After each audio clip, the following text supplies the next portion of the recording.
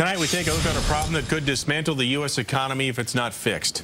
The national debt. Just 5 years ago, it was $10 trillion. Today, it's a whopping $7 trillion higher, a new record of $17 trillion. And today, the federal government borrowed more than $320 billion just to pay the bills. That's a new one-day record for borrowing in the U.S. government. Today, I asked Nancy Pelosi, the Democratic leader in the House of Representatives, about America's mounting debt crisis. Leader Pelosi, the deficit topped $17 trillion today. Your thoughts on that, and how do we bring it back?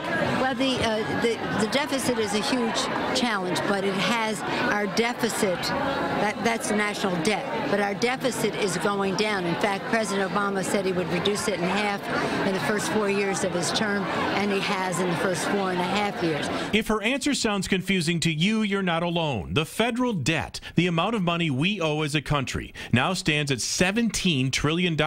That's a new record high. So I tried again to get a clear answer. The debt was $10 trillion in 2008, and it's now $17 trillion. How is it going down? Well, the debt was much lower when President Clinton went out of office. We were on a path to eliminating the national debt. What does former President Bill Clinton have to do with the current $17 trillion debt? So if you want to go into the history, let's go into the history. The history, the figures, the facts, they're very clear.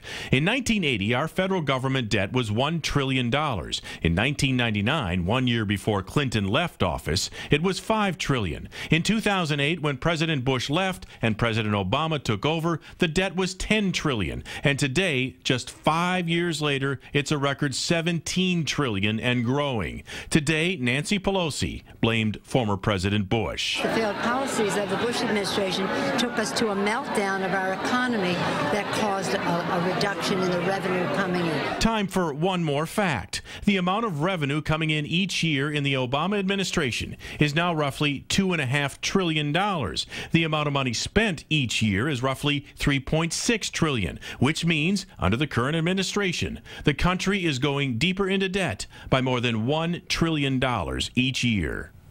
Some of the world's leading financial experts are now warning that if the U.S. government does not get this runaway spending under control, it could eventually destroy our economy.